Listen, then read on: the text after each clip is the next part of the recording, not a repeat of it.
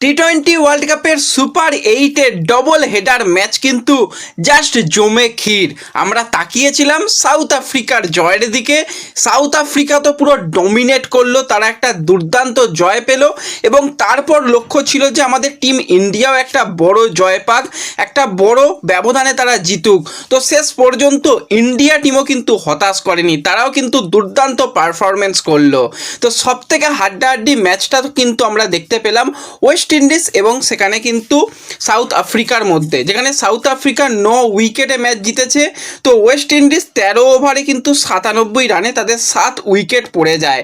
তো তারপরে কিন্তু একটা বিরাট বড় পার্টনারশিপ আমরা দেখতে পাই, সেখানে রাদারফোর্ড এবং জেসন হোল্ডার তারা মিলে কিন্তু 176 রান করে এবং শেষের দিকে আমরা দেখতে পাই যে হোল্ডার সে আউট হয়ে যায়। কিন্তু যা রান করেছিল সেই রানটা কিন্তু যথেষ্ট ছিল। আর সেই জায়গায় ভাই সাউথ আফ্রিকা আজকে কি খেললো, ক্যাপ্টেন মাকরামের প্রশংসা করার থেকেও ধন্যবাদ ক্যাপ্টেন মাকরামকে জানাতে চাই, কারণ এরকম একটা ম্যাচ তারা আমাদের উপহার দিল। কারণ এই জয়টা অবশ্যই সাউথ আফ্রিকাকে যেরকম সুপার 8 থেকে সেমিফাইনালে তাদের নিশ্চিত করে দেবে এবং ইন্ডিয়ার সামনেও কিন্তু পরবর্তী রাউন্ডে যাওয়া অর্থাৎ সেমিফাইনালে যাওয়ার কিন্তু একটা রাস্তা খুলে দেবে। তো সেটা কিন্তু আজকে মাকরাম করেছে। 82 রানের কিন্তু একটা ঝোড়ো ইনিংস 46 বলে করেছে। কুইন্টেন ডিকক সেও কিন্তু 47 রানের একটা ভালো ইনিংস খেলেছে মাত্র 24 বলে, এবং রায়ান রিকিলটন সে এসে কিন্তু 45 রান করে 28 বলে। সেখান থেকেই কিন্তু সাউথ আফ্রিকা 9 উইকেটে কিন্তু ম্যাচটা জিতে যায় এবং ম্যাচ জিতে গিয়ে তারা বলতে গেলে অফিসিয়ালি কোয়ালিফাই করে গেল তারা সেমিফাইনালে। এবং এই জায়গাতে যাদের নেট রান রেট সব থেকে ভালো ছিল ওয়েস্ট ইন্ডিজ, তারা বিরাট বড় নেট রান রেটে ধাক্কা খেয়েছে।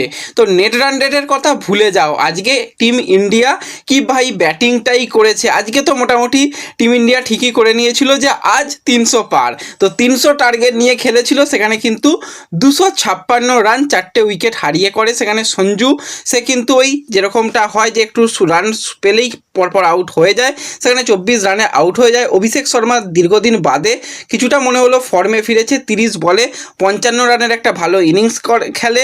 ঈশান কিষান কিন্তু কিছুটা ধরে খেলছিল, 24 বলে 38 রান করে। তারপর সূর্যা কুমারের কাছ থেকেও কিন্তু আমরা 13 বলে 33 রানের একটা ঝোড়ো ইনিংস।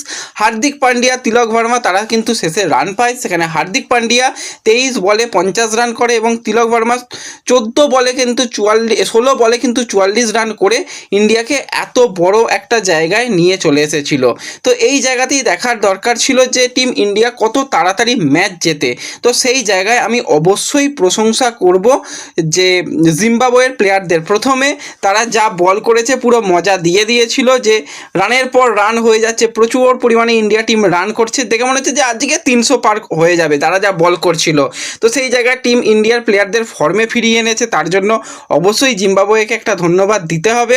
তারপর তারা যা ব্যাটিং করলো, ব্যাটিংয়ে তাদের কিন্তু অবশ্যই আমি প্রশংসা করব যে বেনেট বলে প্লেয়ারটা অসাধারণ কিন্তু ব্যাটিং করেছে, সমস্ত জায়গায় শট খেলেছে, যেখানে উইকেট পড়ছে সেই জায়গায় নিজে দাঁড়িয়েছিল শেষ পর্যন্ত, এবং ভালো কিন্তু ব্যাটিং তার কাছ থেকে আমরা শেষ পর্যন্ত দেখতে পেলাম।